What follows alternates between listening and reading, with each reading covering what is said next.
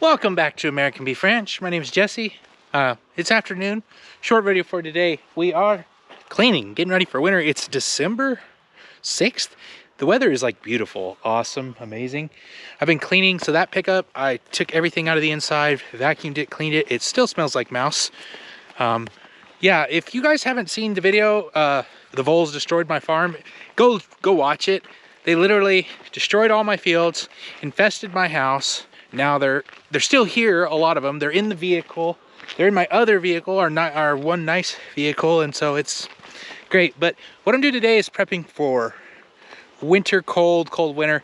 Eventually, the cows are on the south side of the canal. Eventually, they're going to come to the north side. So we're going to have, you know, frost-free water for them. And then we're going to feed them hay when we have to feed them hay, which honestly, I hope it's not till January. But I'm going to look at this tank. I kind of want to use this tank, and it's not bad. It's pretty clean. But I'm going to walk out here and see. I'm missing my float that's frost-free, my frost-free float. Yes, the chickens, they're there. They yell at you all day, no matter what. Probably move them at some point too. But anyway, I'm gonna walk out here, try to find my float for the water tank, and then maybe get that water tank set up because I need to get it done.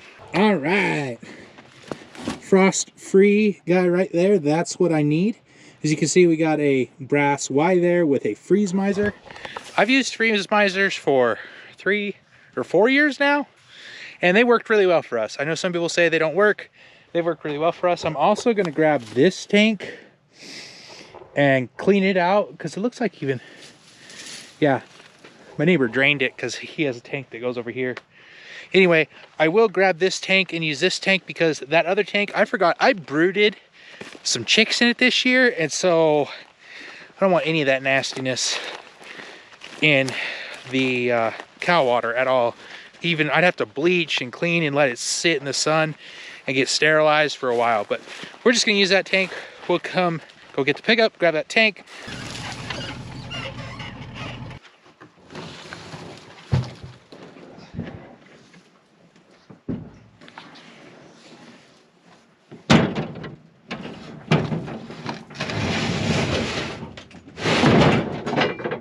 All right, loaded up. It's always much better to do your winter prep when it's warm outside. It's so gorgeous today. It's like 50 degrees. Like if I was outside working a lot of physical labor, this would be coming off.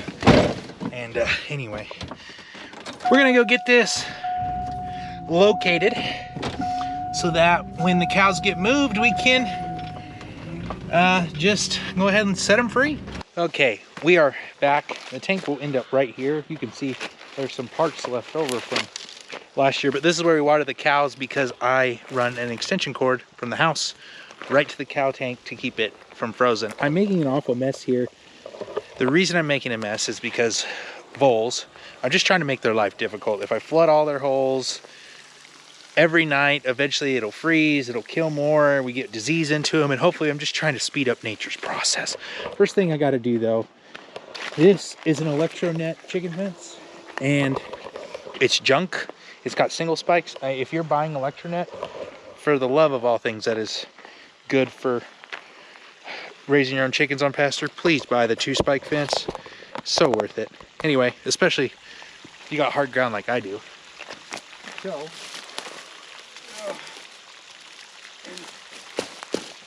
it's gonna be stuck. So this is gonna go in the garbage.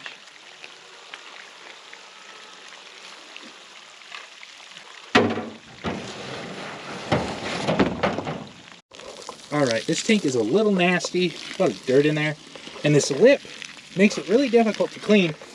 We got the drain hole open though, so hopefully get it all cleaned out. All right,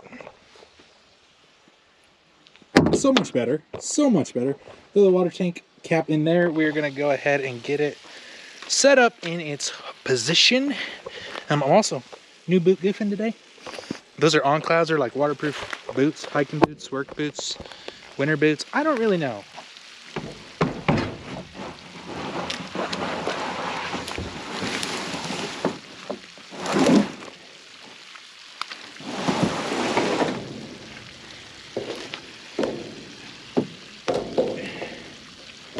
And there we go.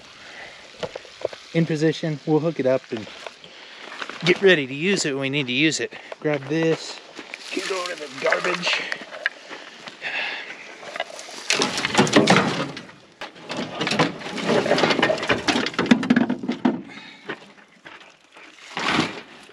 I'm glad the garbage man comes tomorrow.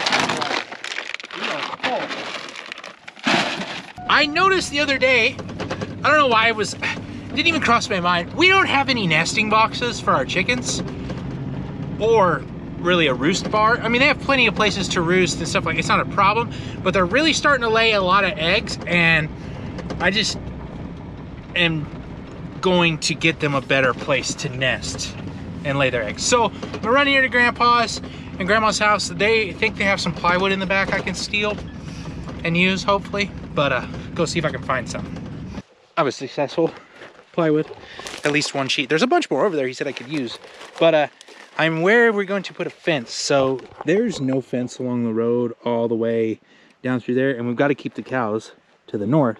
So pretty simple. I have our fencer here for the chickens. We're just going to take another wire and we will run it basically straight across here. I want to keep this open, otherwise I would put a fence down there, but I want to keep this open because we're going to start developing this. So we want to have a wraparound driveway that'll come all the way up and around, and then it'll go down over here. Horse barn, probably somewhere over there. A shop for the farm at some point, and some grain bin and fertilizer bins, possibly a new home at some point. So we're trying to just work on cleaning and developing and getting ready. So got my plywood, but I don't think today I'm gonna work on the chicken nesting boxes. I've got another thing I have to do before the cows come over here. Otherwise it's gonna be a wreck, and because it's been a wreck for quite a while, so I need to go fix it. All right, here is what I'm talking about. So this gate has been a problem ever since I installed it. You can see this post is pulled way over. When I installed this fence, I only used single railroad ties because I didn't have a whole lot of time. It's all I had. I didn't have the money to buy anything else. I used single railroad ties, and they work good if you can get the holes deep enough and there's moisture in the ground, you can get it tamped. But obviously over the years, I've tightened the fence, pulled this post over. It's solid now. It's not going anywhere, but it's pretty crooked. And so anyway, what happened is we pulled the hinge out, and now the hinge won't work here. And because of the angle of the post, the original hinges that came with it aren't long enough on the top to make it so it'll swing. And so this gate is also crooked, and hopefully we can fix that up a little bit too. But long story short, I got to fix these gates so the cows don't walk out and go up my driveway. So this gate has got to be fixed. And I think somewhere in my garage, I have a big, long bolt-on hinge that I may have to modify a little bit, but I think there's one. I'm gonna go see if I can find it. I'm just gonna say, I got really lucky. I found this basically within 60 seconds. That's pretty good. I am worried, however, that the pin here at the top is too big for my hinge. I'm gonna test it. And if it is, oh, perfect. That's awesome. So I'm gonna get this gate set up a little bit better and figure out where I'm gonna drill my through hole, because obviously I have a lot of room to work here, and we're gonna get this gate fixed. I even had the right size auger bit, so we're just gonna go above this wire and over a little bit. Don't need the hammer drill. Got the Milwaukee all ready to.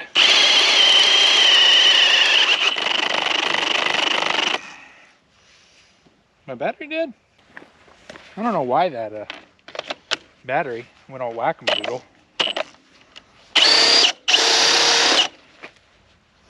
I guess we're gonna take it slow.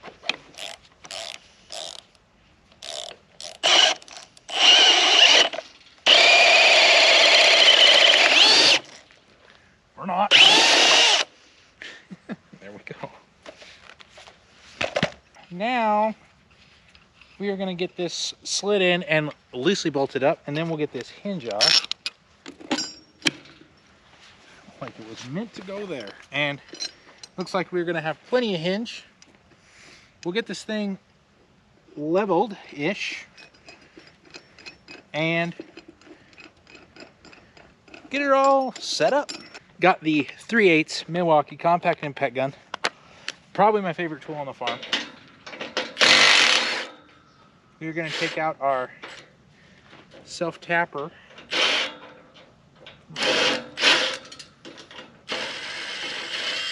So I put a self-tapping screw in the hinge, and I'll show you why in just a minute.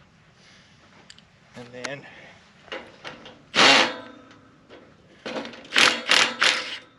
loosen up our hinge boy.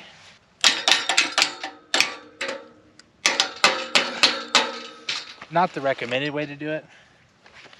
Here, we're just gonna do this better.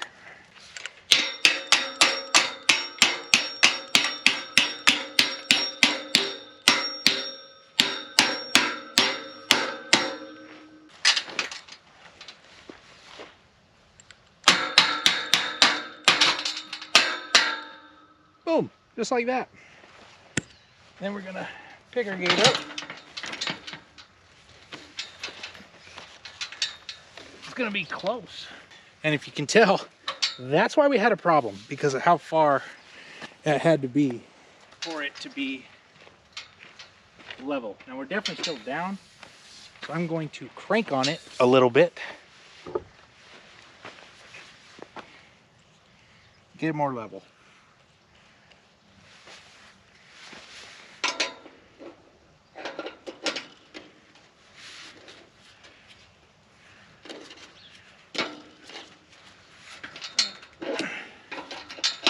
So much better. So much better. Now we can tighten our hinge up. And so the reason that you put a, where's it at? Self-tapping screw in the side is because this gate can twist inside of the hinge and cause you all sorts of problems when it comes loose, and this helps keep the whole system tighter. It just keeps it from slipping around. So there we go. One fixed gate. Looks a lot better. Now I'm going to raise this guy up.